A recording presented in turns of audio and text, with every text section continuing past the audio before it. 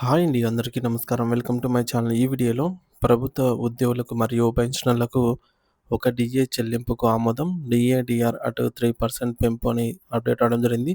So, దీనికి సంబంధించిన పూర్తి వివరాలు వీడియోలో తెలుసుకుందాము. వీడియో అయితే ఎక్కడే గానీ స్కిప్ చేయకుండా ఎండ్ వరకు చూసేయండి. అప్పుడే ఇన్ఫర్మేషన్ పూర్తిగా అర్థమవుతుంది.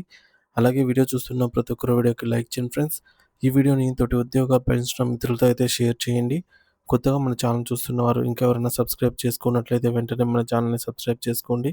సో, దీని ద్వారా నేను చేసే లేటెస్ట్ వీడియోస్ అన్నీ మీ వరకు రీచ్ అవుతాయి. ఇక ఆలస్యం చేయకుండా వివరాల్లోకైతే వెళ్ళిపోదాము. ఫ్రెండ్స్, ఇక విషయానికొచ్చినట్లయితే కేంద్ర ప్రభుత్వ ఉద్యోగులు మరియు పెన్షనర్లకు హోలీ పండుగ సందర్భంగా కేంద్ర ప్రభుత్వం గుడ్ న్యూస్ అందించేందుకు సిద్ధంగా ఉంది. ఉద్యోగుల డిఎన్ఎస్ అలవెన్స్ డీఏ మరియు పెన్షనర్లకు టీఎన్ఎస్ రిలీఫ్ డీఆర్ చెల్లింపులను 33% పెంచేందుకు మోదీ ప్రభుత్వం అంగీకారం తెలిపేందుకు సిద్ధంగా అయితే ఉంది. సో, మనకు హోలీ పండుగ మార్చి 4వ తేదీన అయితే ఉంది. సో, ఈలోపు ప్రతిపాదనలైతే రావచ్చనమాట. హోలీ కానుకగా పెంపు. ప్రతి సంవత్సరం 2 సార్లుగా డీఏ పెంపైతే జరుగుతూ ఉంటుంది. ఒకసారి జనవరి, మరోసారి జూలైలలో ప్రభుత్వ ఉద్యోగులకు మరియు పెన్షనర్లకు. అయితే ఈసారి 2026 జనవరి నెలలో ప్రకటించాల్సిన డీఏ పెంపును హోలీ పండుగ సందర్భంగా మార్చి 4వ తేదీన ప్రకటించాలని కేంద్ర ప్రభుత్వం నిర్ణయించింది. ఈ నిర్ణయాల వల్ల 48 లక్షల మంది కేంద్ర ప్రభుత్వ ఉద్యోగులు మరియు 69 లక్షల మంది పెన్షనర్లకు ప్రయోజనం కలిగే అవకాశం ఉంది. మరి డీఏ పెరిగి ఎంత శాతం పెరుగుతుందనేది టేబుల్‌లో ఇక్కడ చూడొచ్చు. మనకు ప్రస్తుతం జూలై 2025కు సంబంధించి డీఏ అయితే అమల్లో ఉంది. 58%. సో, ఈసారి 2 లేదా 3% వరకు పెంచే అవకాశం ఉంది. 2024లో డీఏ 7% పెరిగింది. అంటే జనవరిలో 4%, జూలైలో 3%. అలాగే ఇప్పుడు ఒక 3% పెంపుతో అయితే అమల్లోకి రానుందనమాట. జీతభత్యాల పెంపు ఎలా ఉండబోతోంది అంటే, ఉద్యోగుల నిమిత్తం కనీస జీతమైనటువంటి 18,000 ఉంటే బేసిక్ పే 18,000 ఉన్న వారికి 3% పెంపు అనగా రూ. 540 అదనంగా పెరుగుతుంది.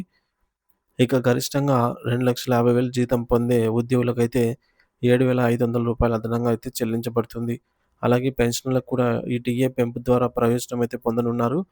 వారి పెన్షన్ కనీసం 270 నుంచి గరిష్టంగా 3,750 వరకు పెరిగే అవకాశం ఉంది. ఎయిత్ పే కమిషన్ సిఫార్సుల ప్రకారం పెంపు. కేంద్ర ప్రభుత్వం 8వ వేతన కమిషన్ సిఫార్సుల మేరకు ఉద్యోగుల వేతనాల పెంపుపై దృష్టి సారిస్తోంది.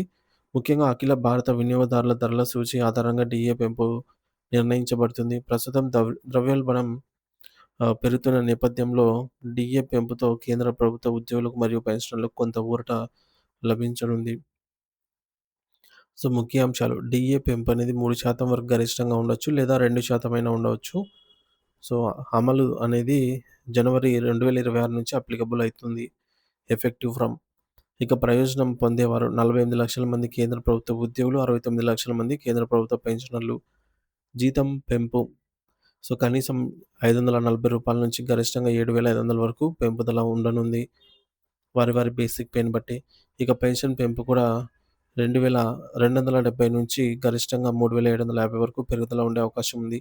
ఇక ప్రతి సంవత్సరం 2 సార్లు డీఏ అనేది సవరించబడుతుందనమాట. అట్లా కేంద్ర ప్రభుత్వ ఉద్యోగులకైనా, ఇటు రాష్ట్ర ప్రభుత్వ ఉద్యోగులకైనా సరే. సో, జనవరి మరియు జూలై నెలల్లో డీఏ పెంపు అయితే జరుగుతుంటుంది. ఈ నిర్ణయం ఉద్యోగుల ఆర్థిక భద్రతను మెరుగుపరిచేలా ఉండటమే కాకుండా పెన్షనర్ల జీవితానికి కొంత ఉపశమనం ఇస్తుందని విశ్లేషకులు భావిస్తున్నారు. కేంద్ర ప్రభుత్వం ఈ ప్రకటనను అధికారికంగా ప్రకటించగానే పూర్తి వివరాలైతే వెల్లడి కానున్నాయి ఫ్రెండ్స్.